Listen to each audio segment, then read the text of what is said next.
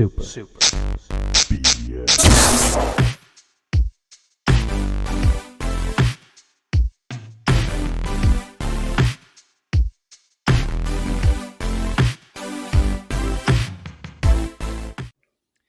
Well, here we are. It is I Lovable Baby Boy Brank, and I'm back with one of the heaviest episodes that you've been waiting for all year, the Game of the Year episode, and I'm going to be joined by the Despised One. Reveal yourself, Despised One. What do you go by these days? Boo.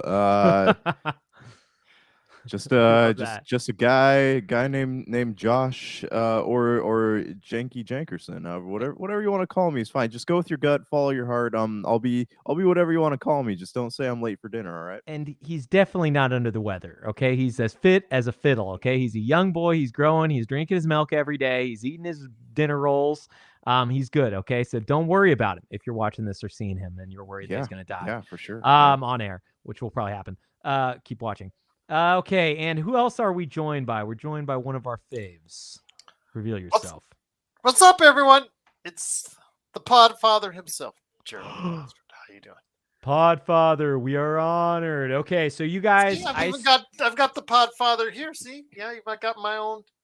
Oh, nice. Hey, Wait, what is that, guys?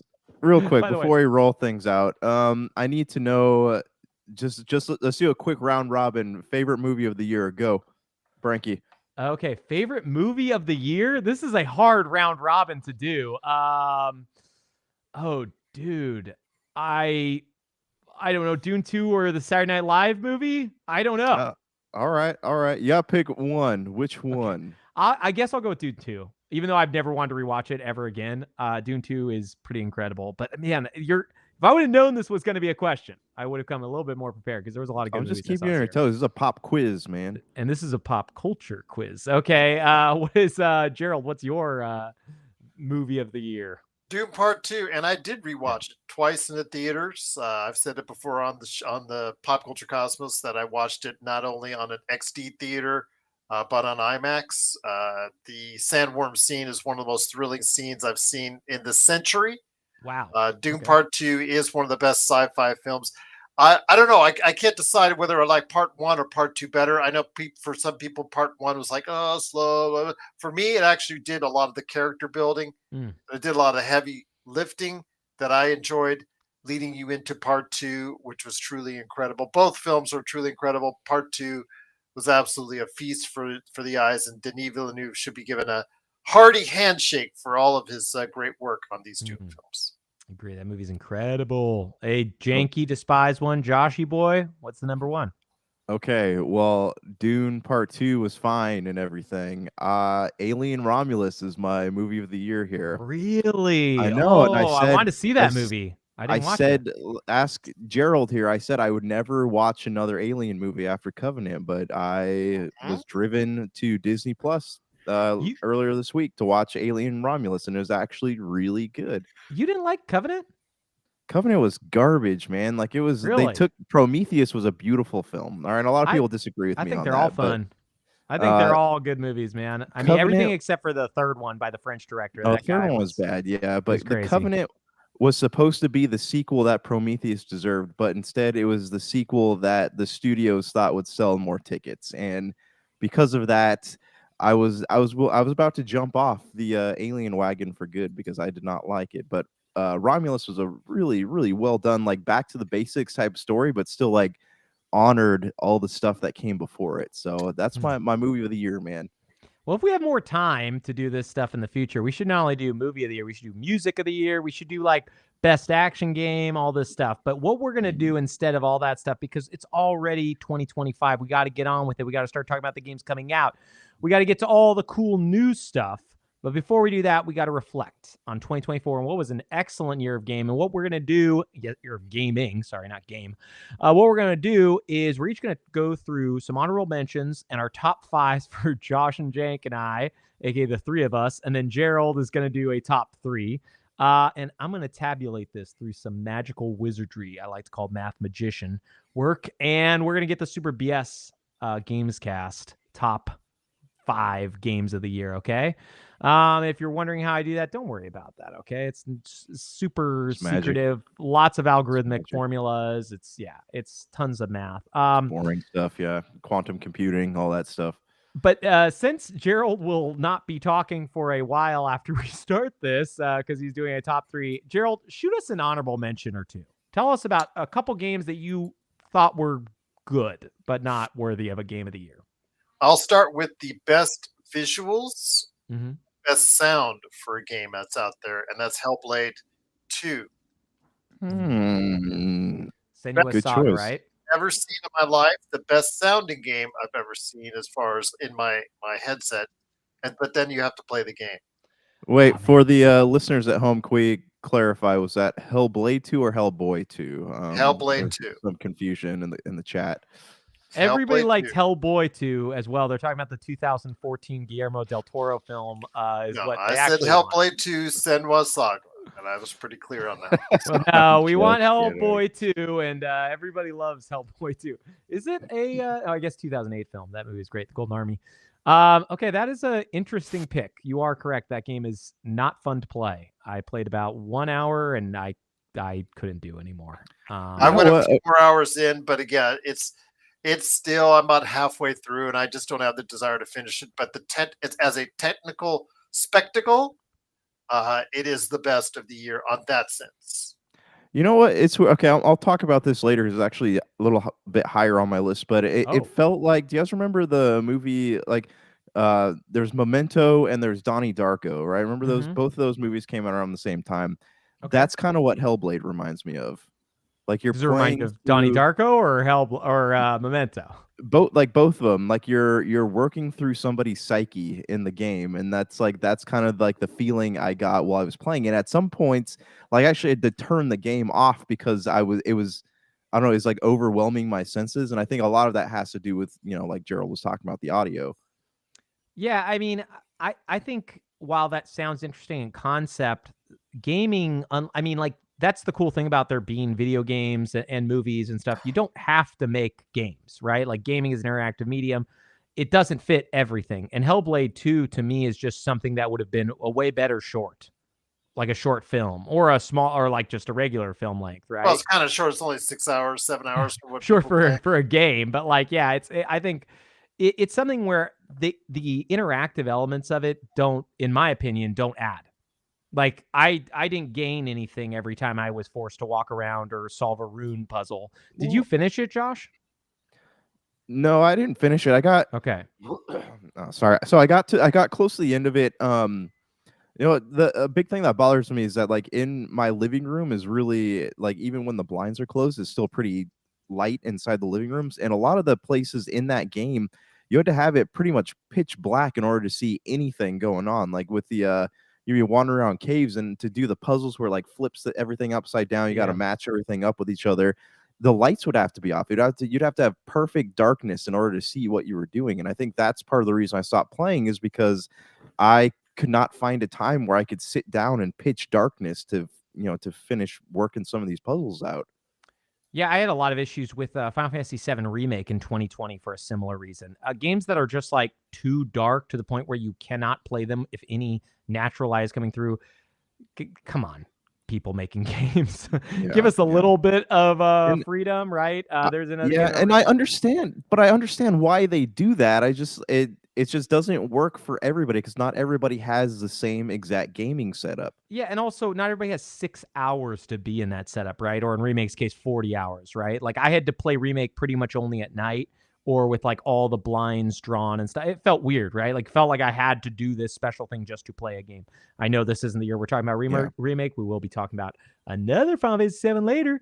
But okay, Joshy, give us an honorable mention. Tell us something that is not on your list, but that you loved.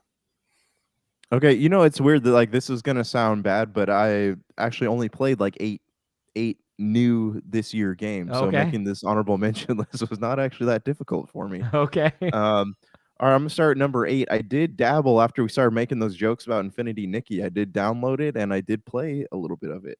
How was it? It was, I don't know. I mean, it's It's fun. It reminds me a little bit of the Atelier games. Remember we talked about those ones a little bit. That's kind of Yeah. what it reminds me of, except like each of the outfits has different power ups and they do different things for you. You turn into little animals and you scurry through things. And you're just trying to find different clothing options. I only played like an hour of it, so I don't really have a big report on it. But Okay. it is like, I don't even know how to describe it. It's like it plays like Genshin Impact. You're running around. It's kind of the same concept, but you're running around. Your controls are all kind of like that. You're searching for treasure, searching for materials to make outfits with. I don't know. It's unique. I see why people like it. Will I play Yeah. it ever again? Probably not. I mean, that's why it's an honorable mention in the Game of the Yeah. Year list for the 1 hour you played it. I love that. Okay. I'm going to shoot off one of mine. And honestly, I played, I don't even know how many games, but I played SteamWorld Heist 2 and Animal Well and Prince of Persia Lost Crown and Hellblade 2 and a lot of games this year, not including these ones I'm going to mention. And still, so coming up with this top 5 was really difficult. This game in a slightly slower year probably would have been on my top 5 because I did really enjoy it. But sadly, it just was missing just a little bit too much. Stellar Blade. I find that game to be incredibly fun. It was way better than I expected it to be. It was a very fun, stylish action game with really great progressive elements and hooks. And for a game out of South Korea, a country that doesn't normally do console style games, I thought they nailed it. They knocked it out of the park. It's just there were a lot more games that I loved this year, and Stellar Blade, while I enjoyed it, just it couldn't crack my top 5. Did you go Gerald. back and download the sexy Santa outfit for the main character? Oh, you better. You For that know I Christmas gotta have DLC, that man. sexy Santa. No, I did try to get the Nier costume version or whatever it was, because there's like a way to get Nier crossplay, Like not Nier a crossplay, B. Nier What's that character's name? B2 something or 2B, B1? 2B. Yeah. Nier collab or whatever, but it's $15. That's like, okay, I already finished this Yeah. game. I don't need Yeah. costumes for a game that I'm probably not going to play for $15. Gerald, hit us with another honorable mention, something that you loved but did not love enough. Concord? Oh, did you even play it? No. But That's still waiting for those. Maybe I was just trying to perpetuate. If I said good enough good things about it, maybe the price and value of it will rise for a That's sealed copy. But yeah, that's it. You should put it on your number 1. I would have loved this if this Game of the Year list had a game that nobody on this podcast actually played or touched. We've only talked about in that it was the biggest abject failure maybe ever. I mean, there's some things that are close. Crucible from Amazon Studios is one I think of, but nothing like Concord. That is just crazy to me. But in all seriousness, I have a Marvel Rivals. Oh, Marvel Rivals. Okay. As a solid hero shooter, something Concord should have been. I mean, Concord is when you look at it, a solid hero shooter, but just the characters are just pretty much bland, passe, and that was ultimately the reason why it met its demise. With Marvel Rivals, you have a ton of characters there, over 30 to choose from, your favorite superheroes that are out there. And if you don't want to go into it and buy anything, add on anything to it, because it's free to play, go right ahead and do so, because you don't have to. It's there for you. My girls actually are looking at it, liked it so far. And my elder daughter, who doesn't play too many games, but is a Marvel super fan, is getting into it. So just that alone, along with what it's done for the community and how it could be the next, I guess, I'm not going to say it's going to reach Fortnite level, but it could be the next decent hit that perpetuates itself for a long time to come. Yeah, I mean, it kind of warms your heart to hear that your daughter likes this thing, right? Is she normally a person who plays a lot of games or no? My youngest is, but my eldest doesn't. No. Oh, okay. Yeah. I want to try Marvel Rivals. I think it looks interesting, but there's a lot of games. I'm not trying to talk about what we've been playing, but I dipped back into Red Dead 2, a game I never finished from 2018. And there's just too many games. It's funny because I don't know about you guys when that game came out, but I bounced off hard. And now going back to it, it's just crazy to think like, man, I didn't want to play this. And I know why, because there's so many games. So yeah, Marvel Rivals, I wish I could have played you. I wonder if you would have made it as an honorable mention on my list. Josh, what's an honorable mention for you, my man? All right, so I did not play Marvel Rivals, but I did dabble in some Marvel Snap, and Oh, I found nice. myself, yeah, because it was part of like I do esports at the school I work at, and that was part of the offering, so I had to sit there and learn how to play the game, and it was actually it's a pretty fun game. It's not what's the card game in Rebirth called? Oh, Queen's Blade? it's not Queen's Blade, but it's it's got some similar mechanics to it, and it was pretty fun. I'm finding after Final Fantasy VII Rebirth, I'm enjoying more and more of these like card type games, but they have to be played, well. They have to be well done. But no, Marvel Snap's cool because anytime you like do an attack, it'll actually show an attack animation. It's not just like a boring card game. So It's also I called think Queen's Blood. I was way off. Queen's Sorry. Blood. Yeah. But yeah, I don't know. I think Marvel's kind of doing all right in the video game realm here recently. Yeah, man. I mean, it seems like they've turned a corner after the Avengers game that released in what was that, 2020? I want to say September of 2020. Man, it's funny to think about that we had that and then a game that probably isn't going to be talked about at all, Suicide Squad, that came Yeah. out this year. Okay, I will give one more of my honorable mentions. This one kind of hurts me because I think if I could have gotten through some of the difficulty spikes, this probably would have been on my top 5. Metaphor Re Fantasio. I absolutely love that game. I think it's incredible. I think the storytelling is brilliant. I think it fixes a lot of my issues with the Persona series, which was the ultra difficult time management where you had to manage every day and do things perfect, or else you wouldn't get to kind of enjoy the story. You'd miss out on a lot of things. The problem that I have with Metaphor though is still that time management system is present, and I made one decision that I don't know if I can overcome. And since it's a game where like unless you created a lot of saves, you can't just like choose to go back a certain amount of time, I may have totally bungled my entire playthrough because I didn't bring enough healing potions with me to a dungeon. So yeah, it's it to It's me the it's like worst. such a bummer because I think it's a really like honestly probably top 5 RPGs of all time style game, but it's yeah, I mean, it's hard for me to say it's my top 5 game of the year if I'm struggling to even want to go back because I can't seem to get through this dungeon because I don't have it. Like I have to do everything perfect, and it is a game with save points and stuff, and there's some randomness, and it just stinks to be like, okay, well, I'm gonna have to do this dungeon over the course of like probably 8 hours, even though it should be a 1 hour dungeon because I can't make any mistakes. Um, Otherwise, credible game. Heismay, one of the best characters in any RPG since Frog. Easily some of the best storytelling. The voice acting's impeccable. But yeah, it's a bummer. Before we get to our actual games of the year, do you guys have any more games you want to shout out? Any more honorable mentions? One actually. Okay. I'm currently in the process of playing Batman Arkham Shadow on the MetaQuest that Santa Claus brought me Oh, this year. Santa Claus is Ho, ho, nice, man. He got you a ho. MetaQuest. How sick do you get every time you play it? Not I haven't gotten sick yet. I don't think it's hit me in that manner yet. I do want to play Mobile Suit Gundam Silver Phantom. That's one I'm Okay. probably gonna, you know, download at some point this week. But yeah, I mean, I don't know. It's cool. I know that the novelty of it will wear off in, Mm-hmm. probably a couple weeks, but for right now, I don't know. I'm having a Yeah, good time with it. I've actually never done VR. I think I did like one test kiosk in a Microsoft store a long time ago, back when Yeah. Microsoft stores existed and they had kiosks for VR. How do you feel about VR after playing it? Because it's something that I kind of scoff at because I know that I'll probably be one of the people who get motion sick, so I have limited interest in playing it. What do you think about it overall? I don't know. I mean, it's not what I thought it would be.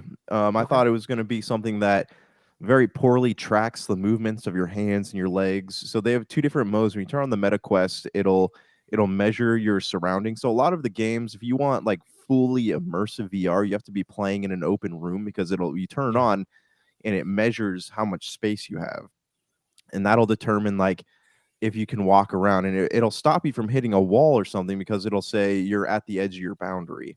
And it won't, like, the game, as the game moves, it won't ever let you get that far, or it'll like redirect you. Okay. So you can play it like that, or you can play it in what's called stationary mode, where you just have, you're just able to move your head around and see the things all around you. You don't necessarily have to be up and turning and walking. So you can sit there with the goggles on, and you have the joysticks, and it's a different type of experience. But which do you prefer? I prefer being able to walk and move, because I feel like I'm more cooler. immersed. And if I'm gonna play the joysticks, I might as well just sit on the couch and play Xbox or something. So it also sounds funny, though, to imagine playing a Batman game where you are walking around the smallest city in the history of time because you're in a little room, and it's like immediately you're outside and you have to stop and says, "You were at the boundaries of whatever it says." Yeah, of right. The city. I just imagine like walls everywhere. It's like, this is a really this small isn't Gotham road. City. No, I mean, so a lot of like the Batman game, though, you're running around like sewers and houses, not houses, but like buildings and stuff. You're not actually. I mean, I at least I haven't gotten to these parts yet. If you're out in the open in Gotham, swinging around like the old Arkham Asylum games, I haven't gotten that far yet. But Okay. it's interesting though, because I lift up my arms and I'm like, whoa, I'm Batman, because I got this like giant grappling hook on my arm, and I've got the cool gloves, and it really is nothing, because when I got it, I was expecting it to be like remember the old pictures of the PSVR, and people are playing Skyrim on it, and people are trying to swing their hands, but it's not picking up the movement, and so they're getting attacked by. So I was imagining it being like really poorly done like that, but it's actually, I don't know where the sensors are on the MetaQuest, but it does a really, really good job of tracking what you're doing. Yeah, man, I am very interested. Gerald, are you a VR boy? Are you gonna ever get your hands on one? My doctor told me I'm allergic to VR. Nice. It's the same thing. I'm also to certain types of role-playing games as well, as far as that. It's an epidemic. Turn-based, yeah. I'm also allergic to turn-based. So he's loving Metaphor. He's loving Batman Arkham Shadows, what I'm hearing, and those are the top. He's doing a top 3. It's going to be those two, plus probably some turn-based VR RPG. I've done VR a couple times. I'm not impressed with it. Okay. When you put all the gear on, all I'm thinking about is the gear while I'm trying to do and experience it. I'm just thinking I have all these apparatus on, and I'm just like, it just takes the enjoyment away from me. That's why I really don't like it. I tried, like once a year when I go to CES, I usually get a chance to go ahead and somebody, cons me into trying it, to saying, oh, it's better than it was last year. And it doesn't end up being better than it was last year. The one time was when Microsoft, it was about, it's going on probably close to 15 years now.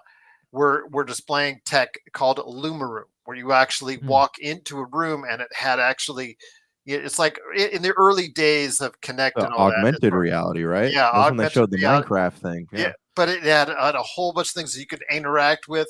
It gets us closer to the Star Trek reality of what I want virtual reality to be. I don't want to have to interact with cables and goggles and things of that nature. I want to be able to just walk into an area and boom, there you go. So the big question here is can I count on you guys to form a clan when IOI decides to take over the interwebs?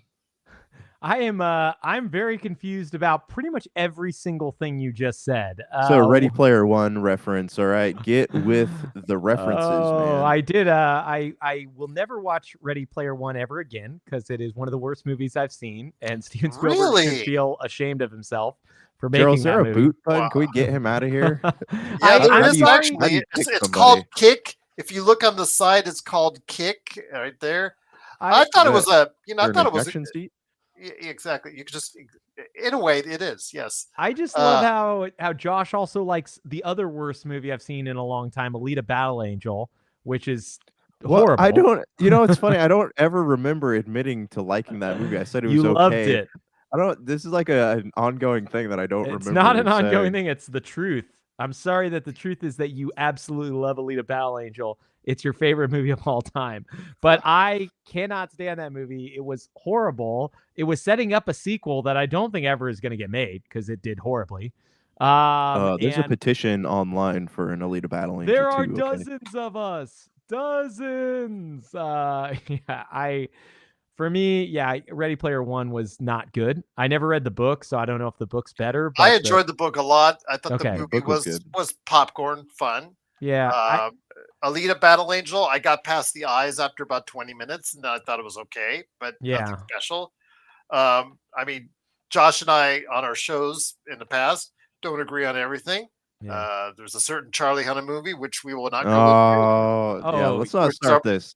We're our not going to most start this, famous man. disagreement of all time. But yes, you know, it's not Dungeons and Dragons. What is it? King Arthur, Arthur, Legend of the yes, No, Round, or we said we're whatever. not going into this We tonight. love We're this. This is Dungeons and actually, Dragons rules. yeah, Dungeons and That movie, Dragons does rule. That movie's so yes, funny. but It's yeah, I really like that one. Yeah, it was good. yeah, we won't talk okay. about the other one. Well, let's kick this off. Josh, I'm going to let you start. Give me your number 5 for Game of the Year. All right, y'all ready for this? Bum, bum, bum. Okay. So this is not going to be in the same place for you guys, I'm sure, but Indiana Jones and the Golden Circle is my number 5. And the Great Mm. Circle, but yes, I agree Is with it the you. Great Circle or the Yeah, Golden Circle? I don't it's the know. Great Circle. But Everything else is gold in that series. yes, okay. Tell us why it's your number 5. Mostly because I didn't have a chance to finish it, and Oh, okay. but I'm Fair. still playing it. So I mean, I think that makes it worthy of a spot on my list. I got past the Vatican City Okay. part that I told you I was stuck on, and um, I'm like a little bit further than that now. So I Have will sit down in 2025. I will sit down and finish this game. I promise. But no, I mean, I like the I like it a little bit more. I'm getting better at the combat. I'm getting better at using the weapons in my environment and learning how to do all that stuff. I actually almost prefer it now as opposed to using the guns. But yeah, it's totally. yeah. I mean, it's definitely it's a lot more focus heavy. Like you have to like Uncharted, you turn it on, you kind of mindlessly play the game. One Uncharted's a Indiana movie. Jones is yeah, it's right. Indiana Jones a little more it occupies your focus a little bit more. And I think that's what I struggled with at first because I went in expecting it to be Uncharted, but with Indiana Jones, and it was not that. And I think that's what makes it stand out. I think that's what a lot of people expected. The second I heard the reviews, I knew that it was going to be different. And when I started playing it, and I won't say where it's on my list yet, it's an immersive sim. It is so similar to Prey 2017, which is one of my favorite immersive sims. It's just so much fun when a game kind of doesn't have a lot of handrails, right? Like there are moments where you're doing linear corridor stuff, but a lot of that game is about exploration. You actually do kind of feel like Indiana Jones jumping around and solving puzzles and mysteries. Yeah, I totally understand that, man. I'm glad I made it onto your top 5. I'm gonna give my number 5, and this one's gonna make Gerald so happy. He's gonna cry. He's gonna say, "This is a good list." He loves this stuff. Mine is Elden Ring: Shadow of the Erd Mm. Tree, and It's not a game. It's a DLC. it is a game. Honestly, it should have been Elden Ring 2 or Elden Ring. Night Rain's going to be a spinoff, like a separate downloadable.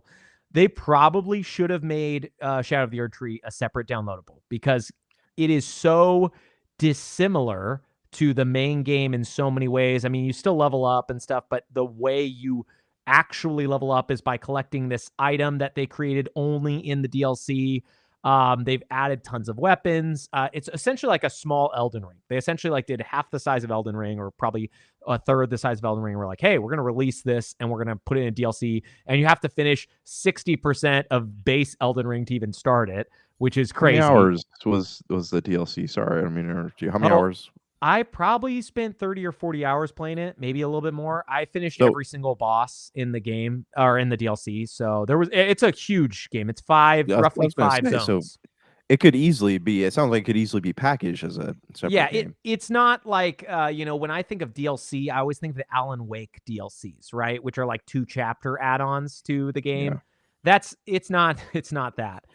It is way closer to Shivering Isle, but I would say even much bigger than that. And I'd say a lot of people would agree Shivering Isles could have been its own game. Like it Oh, could have been absolutely. Yeah, Yeah. it's Even a the Knights of phenomenal. the Nine could have been its own game. Yeah. Yeah. That's So a hard one. Yeah. it's one of those things where it's like they decided to put it as DLC. That's going to make a lot of people angry when you hear being top 5, but I can't deny how much fun I had. Like it was there was a point when it came out that I was like, is this my favorite game I played this year? But over time I realized like no, there's so many good games, and we're going to start talking about some of those. Gerald, you have a top 3. So Josh, we're going to shoot back to you. Oh, okay. All right. Number 4, we talked about a little bit already. I got Senua Saga Hellblade 2, and that Okay. is sitting at my number 4. That was I've already talked about I it. mean, you've called it a walking simulator, so I didn't know how it would be on your best ups. Yeah, I Well, I didn't think mean, it's so a either. walking simulator. I don't dislike walking simulators, though. As Brian here, Branky, I've been playing all these walking sim storytelling games for years and years, right? We get on here, Vanishing we of Yeah. talk Ethan about Carter to me was a walking simulator. Yeah, Yeah. yeah. That was a What's good one. What's Eating Edith Finch was a good one. Alan Wake is What's kind of a Eating Gilbert walking Grape is the better one. right, So right, man. What dreams may come with Robin what Williams, you know? remains of Edith Finch is what you're thinking of. That game is incredible. Yeah, yeah, that's what No, there's some good walk-in sims, I will say. Hellblade 2 is an interesting one. I mean, you can validate your choice. It is I don't want to speak to it because I feel like I'd be so negative after what I said earlier. So it's like a 7 out of 10 for me. It's not it's not the perfect game. It's not the worst game ever made. I'm still waiting for that DLC to happen where, she sits there and looks out longingly at the horizon and goes, I wonder what's next. And then Dante pops up from DMC, the remake, and he goes, let's go kill some demons. And she goes, hell yeah. dude, isn't it so funny that that's the same studio that made DMC and what is that? Heavenly Blade? Like they used to be a stylish action studio. And then with Hellblade, they went in a totally different direction. And if you remember, they made that game, they released in 2020. I can never remember the name of it, but it was a Microsoft exclusive, where it was like an arena fighter shooter game. Bleeding Edge. Is that what you're Bleeding thinking Edge. about? Yes. Yeah. Yeah, Ninja Theory is such a strange studio in my mind, right? Because they've been working on selling you a Saga Hellblade 2 for forever now. They released it this year to mostly middling to fizzling responses. And yeah, they have such this weird storied history of like stuff that I don't know. I'm curious what their next game is going to be. I definitely don't think it's going to be Microsoft exclusive. That's for a different podcast. We can go over that again. But yeah, I am kind of sad to see their only Microsoft exclusives kind of be the two of the most lackluster of their pretty much storied saga, right? All of the games they've made. Yeah, well, so I think their studio is really small. So I don't know. Like, I think once they focus in on a project, I think that's like all their I mean, again, we talk on another podcast about this, but I think all their resources get funneled into that. And I think that, if the game is bad, they can't in hindsight go like, oh, we should have done something else. But yeah, I mean, I would really, they're really good at making these like really cool stylized looking action games. It just and their graphical fidelity, right? Like the art, everything is so insane. I mean, Senua Saga Hellblade 2 is probably the best looking game ever. It's definitely one of the best looking games this year, if not the best looking game this year. It's the best one I've ever seen. And sounding again, put it on your headphones, just the voices that are interacting with you. I thought the first one was the best one I've ever heard, but this does beat that one. Yeah, it's really phenomenal. Okay, so for my number 4, so we can get Gerald back in here in a second. This one won't take too long. It is the newest game that came out that just I fell in love with. Indiana Jones and the Great Circle. I cannot imagine how they did it. Like when I heard about it originally, I was very concerned. I know Machine Games is super talented. Wolfenstein and Wolfenstein 2 are just great. And, their history of, we talked about this, I think, on the podcast already, Chronicles of Riddick. Escape from Butcher Bay. Oh, that's right. Like, Yep. I love the games that they make. And Indiana Jones, I just don't think I expected them to do an immersive sim Indiana Jones where you're walking around Egypt or, boating around a place in Southeast Asia that I don't want to reveal. And like finding mysteries and solving these puzzles. I almost 100% of the game. I did finish it within like the span of maybe a week and a half. And I almost got every single relic. I had to stop finally because the game is a little punishing about backtracking. You have to literally go back physically because it is a very immersive sim style game. And sometimes when you're dealing with these catacombs and tombs, it's really hard to go back through them and then find your way around. It's often very dark. But I mean, that being said, I probably poured 35, 40 hours into it. I really, truly do think it's one of the best games that came out this year. I just think this year had some of my favorite games ever. So, yeah, I mean, outside of the Tears of the Kingdom and Elden Ring and Breath of the Wild, this year was like killing it when it came to games for me. So, Indiana Jones and the Great Circle was my number 4. Okay, Gerald, we got to kick you off. What is your number 3, my man? MLB The Show 24. Really? Okay. This is Oh, something we've never even heard of on this podcast. Is a sports game. So explain to us why a sports game is a good game.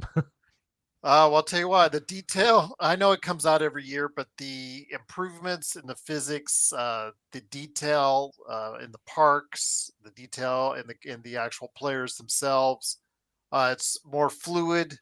The game flows more naturally.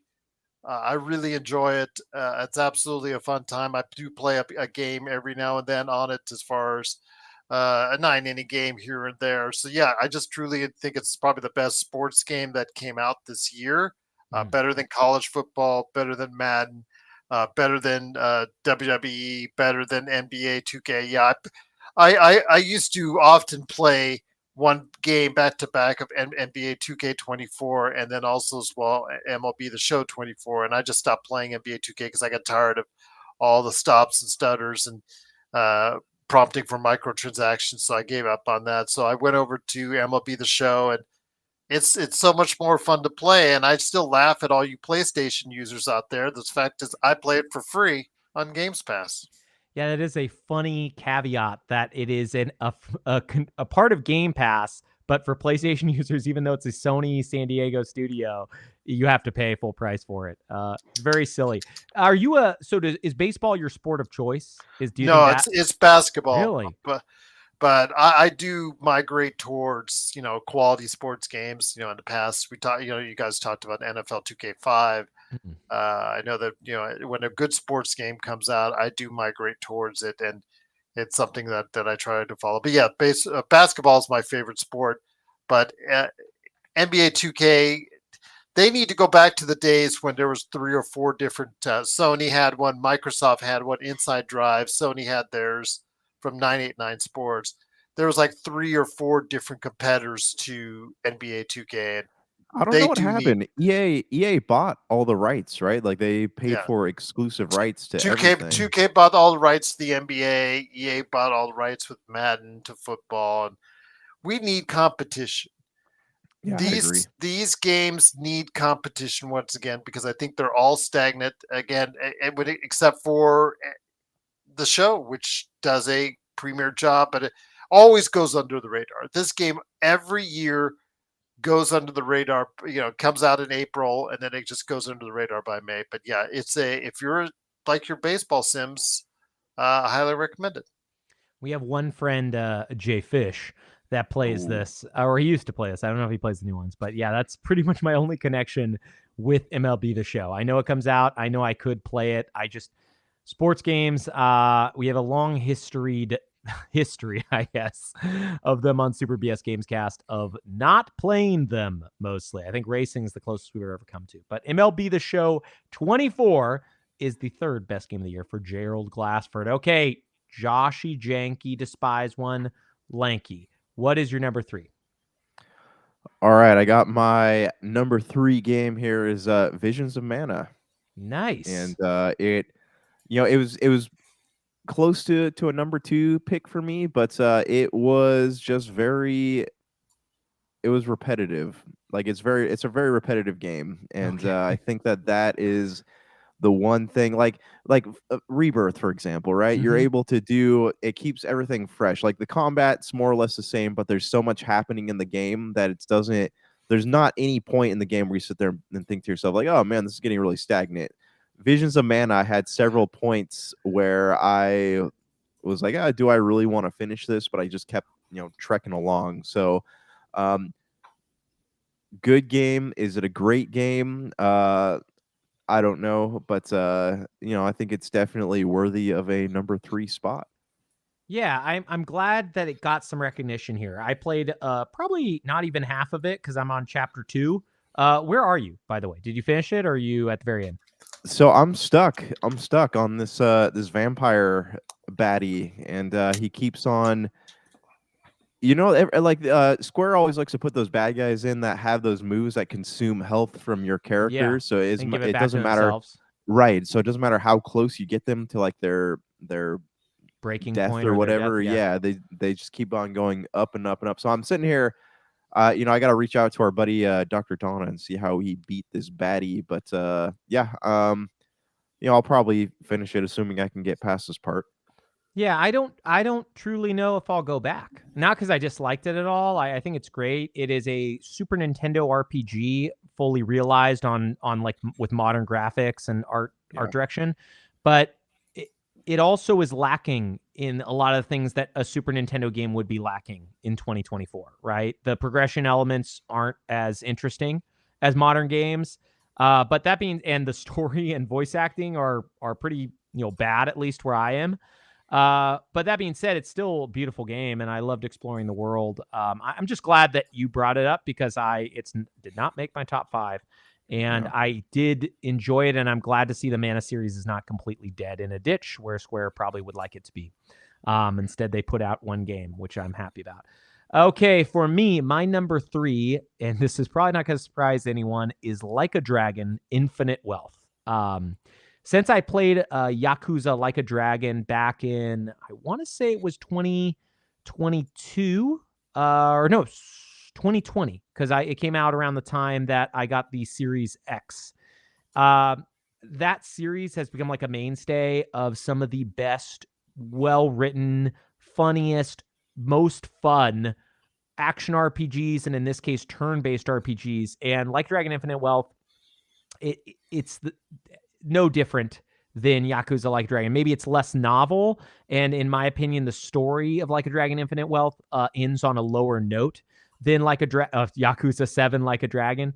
But there are so many moments of brevity and of just like funny, heartwarming moments that you don't get in most games, and it's incredibly fun to play and takes place in a setting that you don't normally get, Hawaii, with mini games that are phenomenal. Don Doko Island is their take on Animal Crossing, and I would argue I had more fun playing it than Animal Crossing.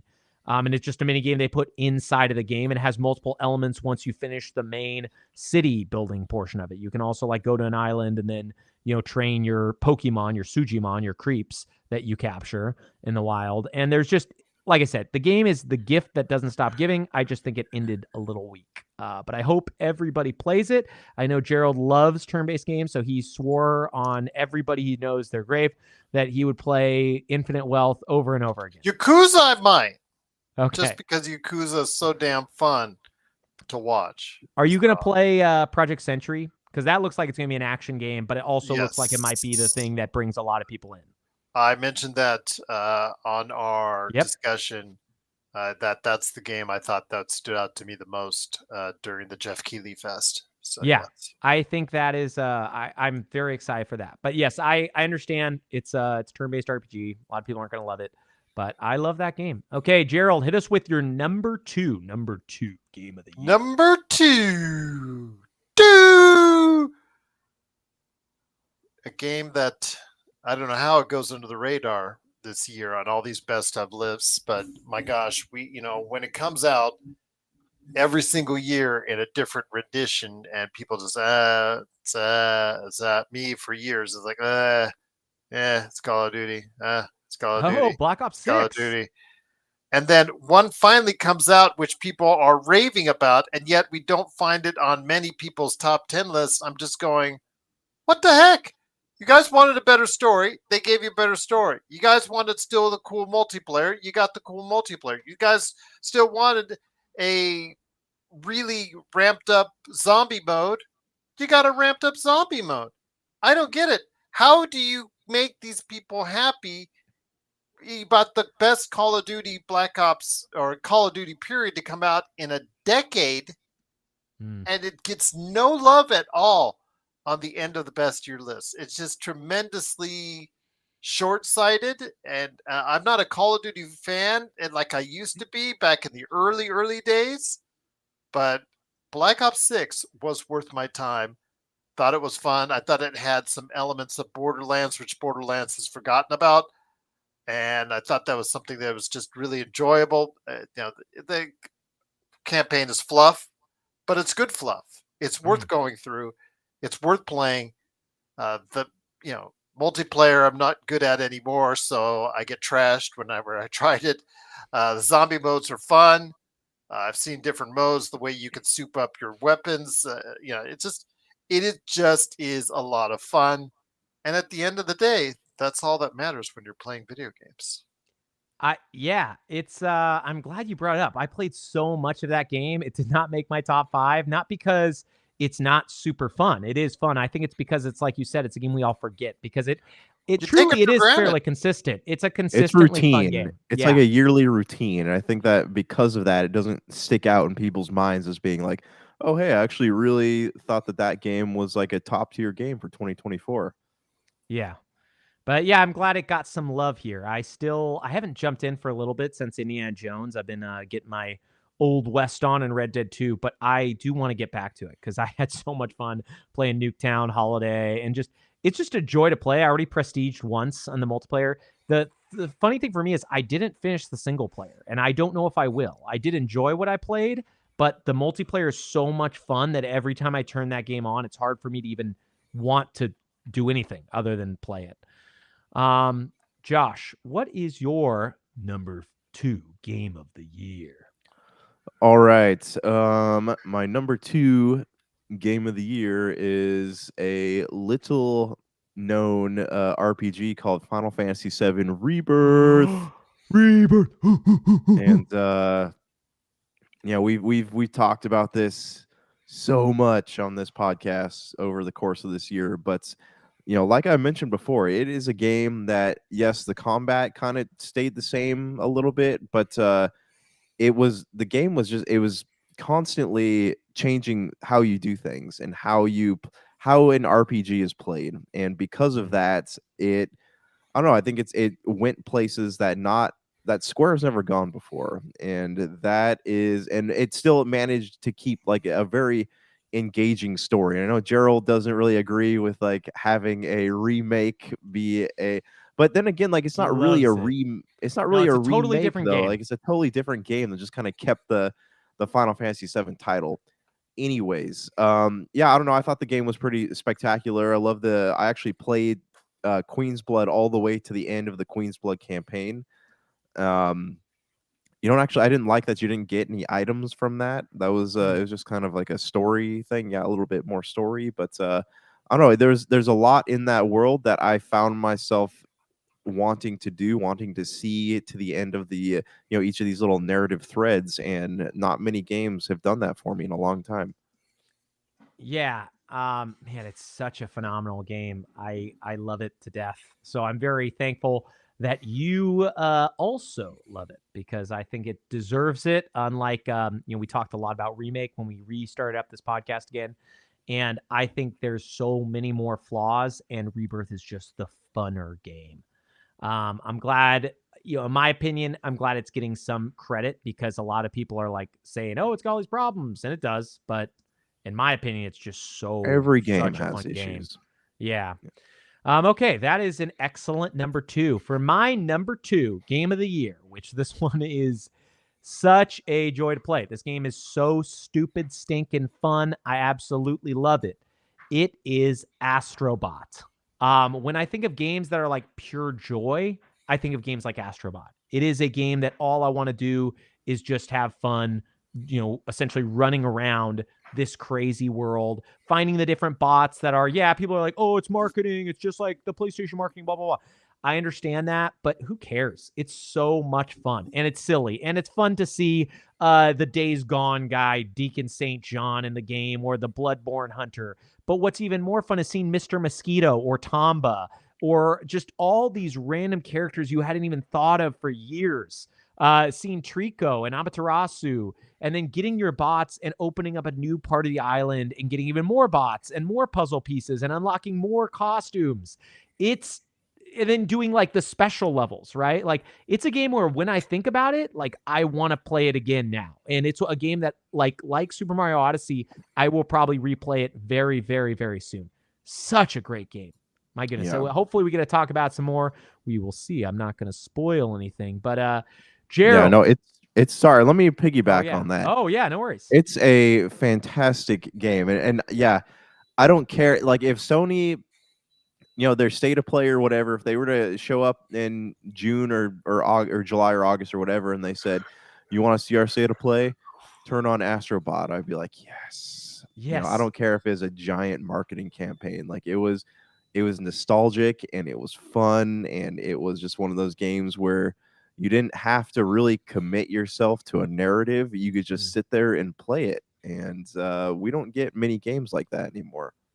Yeah, it really is something special. In a world where Sony has decided they're just going to do these third-person narrative games, or at least that's what they did all last gen, the games that they started with, Ape Escape, Ridge Racer, the games that were the original PlayStation of like, whoa, this is special, but it's also fun and silly. Crash Bandicoot. This is Astrobot, right? Astrobot is that fun, silly, easy to pick up, hard to put down game. It has the Nintendo magic all over it.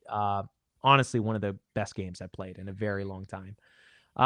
Gerald, you got to hit us with your number one, the number one game of the year for Gerald Glassford. Well, I will say this. I recently purchased Balatro. I have yet to play it, but I have a feeling that had it been like 2 weeks from now, it probably would go on my list. But I do want to give it a special shout out because Balatro, I was on the plane coming to and from Seattle, and I saw people both going there and coming back on the plane playing Balatro. So it's growing. Dude, Balatro is a great game. You're on mute, Josh. Sorry, it is on Apple Arcade now, so I was actually thinking about taking it for a little test drive here this week. Yes, it's something that will be growing quite well in popularity, and it's the indie success story of the year, and I wanted it to go appreciated before I thought that would be on one of your guys' list, but since it's not, I wanted to make sure it gets a shout out because I'm going to be trying it pretty soon. I just wanted to make sure everybody knows about it as well. I almost did a third honorable mention, and it was going to be between Prince of Persia: The Lost Crown and Balatro. Balatro is incredible. Prince of Persia: The Lost Crown is also a really great Metroidvania. But in the end, Balatro is a roguelike, and that's not like a knock against it. It's a great game, but it is a roguelike. And those are just games that I don't vibe with. There's very few that I've ever really, really Your loved. doctor said you're allergic to those games. Yes. My doctor, I go to a doctor regularly, my video game doctor, and he said, you cannot play roguelikes. Dr. Mario, yes. And he gives me the pills, and I take all the pills. But yeah, Balatro is great. So that is your number. No, I'm just joking. So what's your actual number one? We got to know what that real number one is. Well, did you hear that sound, guys? That sound in the distance is Astrobot sitting up on top of a shelf, ready to go and do some platforming. But then he gets cracked by a whip upside his head because Indiana Jones just messed up his day. Oh, man. Indiana Jones and the Great Circle. Talk about it. Tell us why you love it. Indiana Jones, as someone who goes way back when, saw the original in the theaters, enjoyed the third one as far as with Sean Connery. We won't talk about the second movie. If we have to, I'll probably get squeamish. But yes, Indiana Jones and the Great Circle just harkens back to those great first and third films. The old saying before they made the films in this century was okay. Yes, the odds were the good films, the even ones were not going to be. But yeah, at this point. I just absolutely just am amazed at what Machine Games did with this game. You guys talked about its past with the Escape from Butcher Bay, as far as the crew. Many of the people who made that game were involved with this one, and you can just see it. You can just see the DNA of it. It truly is a fun game to play, and that's the first thing. As far as yes, is it a quality game? Yes, is it a well-made game? Yes, is it a great-looking game? Yes, all these things that you want, you checks off the box. Check, check, check, check, check. But the one thing it does the most is the fun factor, and does it really inspire me to go ahead and just believe in the Indiana Jones IP again? And I've said it before, I'll say it again. Had this game been introduced at the time of the Xbox Series X and S, this whole console race would have been turned around completely, because PlayStation does not have anything like this. It will have it in a few months, but if it came out as a console exclusive at the beginning, it would have beat Spider-Man 2. It would have beat all these other games. It would have just garnered so much more attention because at that time, Xbox and Microsoft, they were into merchandising and running commercials and supporting their games. These days, no, they don't. Case in point, I go to the Xbox store the other day, the official Microsoft store and whatnot. I go in there, no support at all for Gears, no as far as E-Day, no support for Avowed as far as anything in there, no support for Stalker 2, Microsoft Flight Simulators, a little bit of stuff. But then I go on. How many Master Chief cutouts? Not much. No, it's nothing. It's Only nothing. the one. It's just generic Xbox stuff, which which is kind of cool. I found some stuff, and then generic Microsoft stuff, and then a display. As far as basically, you can go ahead and try the demo of Indiana Jones in the Great Circle. And that just speaks to the larger problem of Microsoft just not having enough faith in the Xbox product to do that. But yes, back when they did have faith at around the time that they released the Xbox Series S and X, had they done this the right way and had this game come out then, we would be talking about the console race in a whole much more competitive fashion than it is right now, because Indiana Jones in the Great Circle is that good. Yeah, even if they would have just released in 2022, because I always think, and it's so funny, people don't remember, everybody's memories are so short-lived. 2021 was the year of Xbox. That was the Forza Horizon 5, Halo Infinite, Psychonauts 2, right? They were knocking it out of the park. I felt like for 3 months straight, like all I wanted to play was new Xbox games. And then just this dirge, nothing. They had Starfield, but it ended up not living up to what anybody hoped. But beyond that, like, they needed Indiana Jones, and they needed him a long time ago. And now Microsoft has no faith in the Xbox anymore. And it is sad to see them become essentially a third party, because even though it's a $1 billion corporation, they're just like, well, we don't care. So you guys remember how much those Halo commercials cost to make? There are millions. The Blur ones? Yeah, well, the one that like Peter Jackson did one and Guillermo del Toro did one, like those things cost millions to make, and like the marketing worked. Like people went out and bought those games, and I don't understand why they don't do that anymore. Yeah, honestly, it's because Microsoft is. I don't even know if they're going to make another generation of consoles. I think they probably will, because they are going to stay making games, right? Because they're a third-party publisher, so why not just have at least a console? It's probably, for them, they make PCs, right? So it's probably not that much of a lift. But yeah, they just don't care about gaming, and it's so sad because they bought a company like Bethesda up, a big publisher, and they own a studio called Machine Games that is like the best. And they released what is one of the best games of this year, and it's on a platform that, sadly, because of just what's going on, it's not even going to be talked about till maybe the spring, and even by then, it will probably be the same as like when a PlayStation exclusive comes to Xbox, right? A lot of the energy and excitement and enthusiasm will just be out of the room at that point. But it doesn't take away from the fact that Indiana Jones and the Great Circle is a phenomenal game, and something that like everybody should play. PC, Xbox. I mean, if you have to wait for PlayStation, get it on that. But it is just fun. It is probably one of the best licensed games ever. Like I'm trying to think right now if Agreed. there's another licensed game I like more. I mean, maybe Chronicles of Riddick because I did like that game a lot. But man, it's such a good game. Gerald, that is a great number one pick, is Indiana Jones and the Great Circle for Gerald Glassford.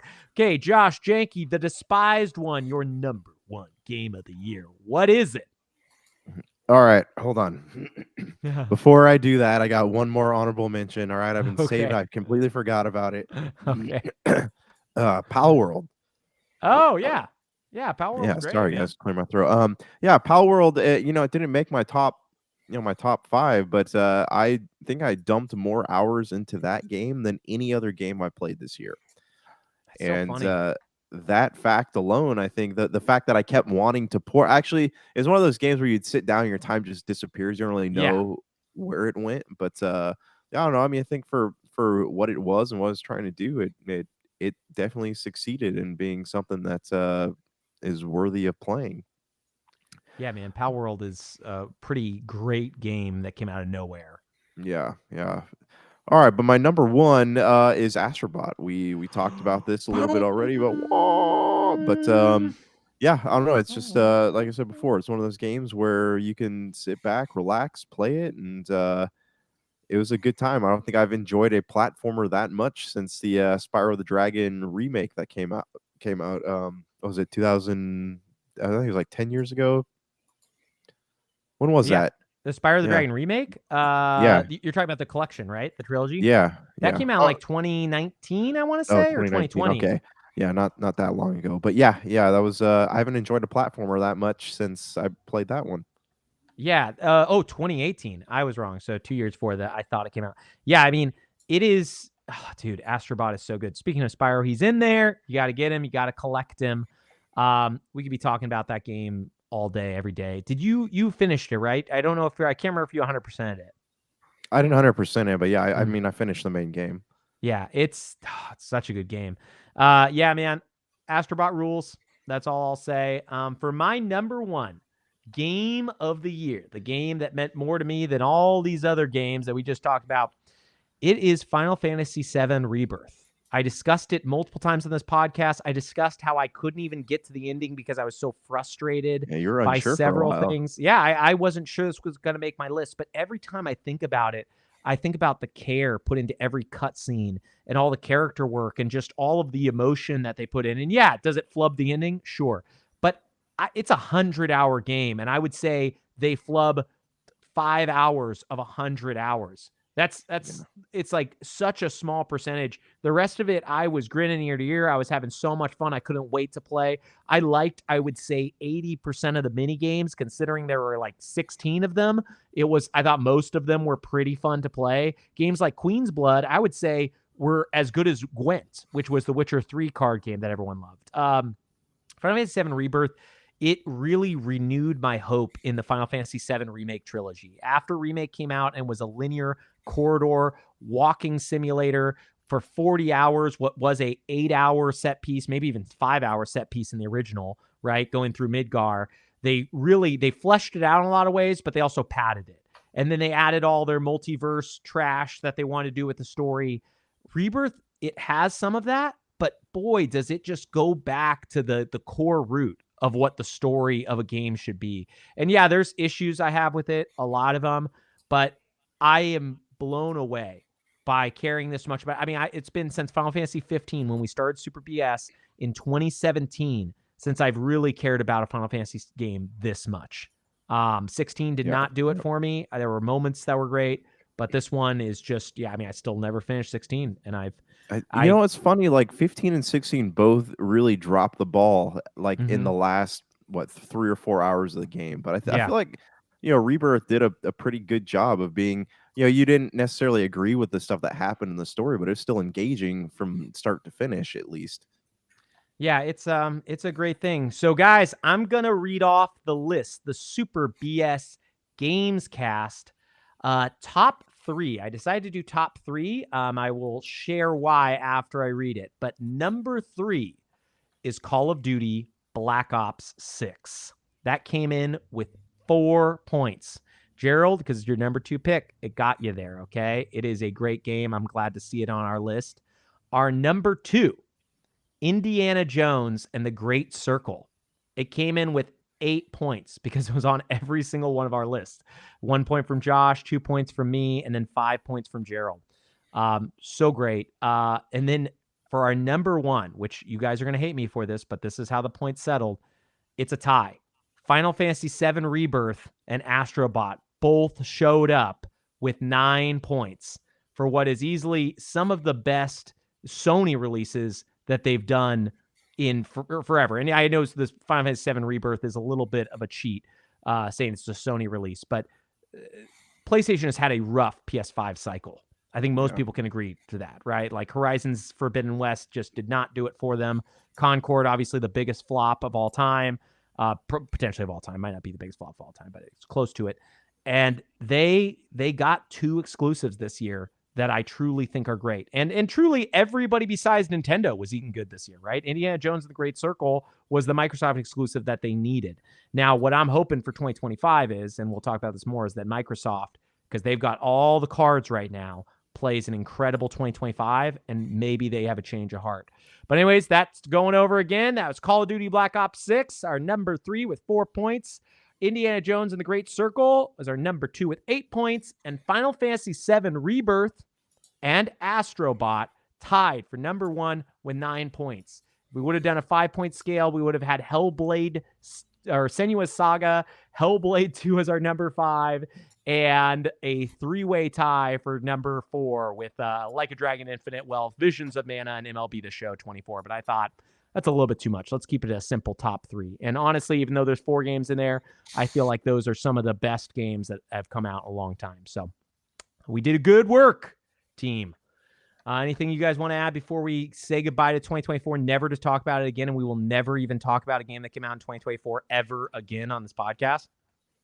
This is a good year, guys. We'll, look back on this one in our Super BS Hall of Fame. Actually, I think we should do an episode where we go back and look at the old Game of the Super Years. BS Game of the Year stuff. We only had the one for 2017, and I think you and I might have done a 2020.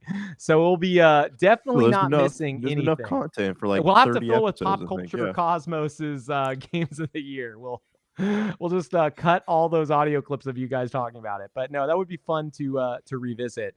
Every time I think of that 2020 episode we did where I talked about Cyberpunk, and I believe it was my number 4 that year, and it kept creeping up, I always think like, man, would it be higher?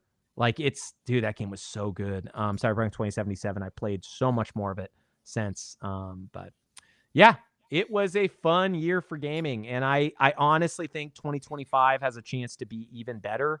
It could be a lot worse, but there's some big heavy hitters coming out. We'll probably spend our next episode just getting prepared for what's going to be a big gaming year. Okay. Yes.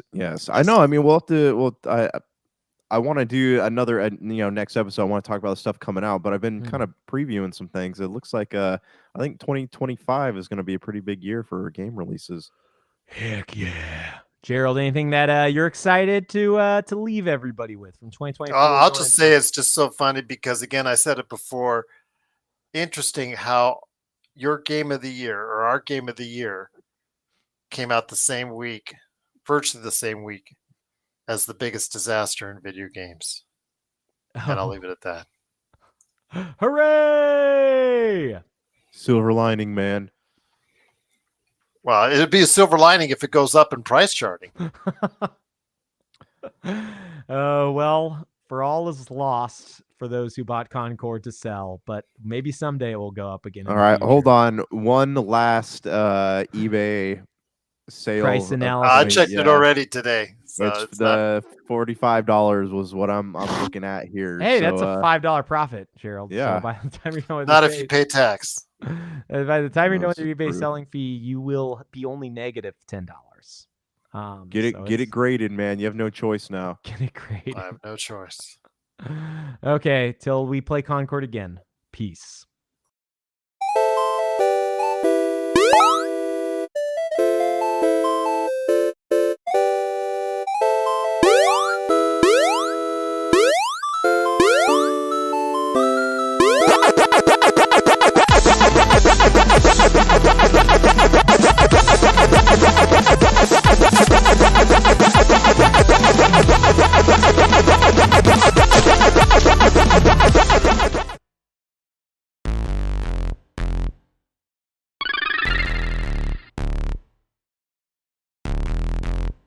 Super BS.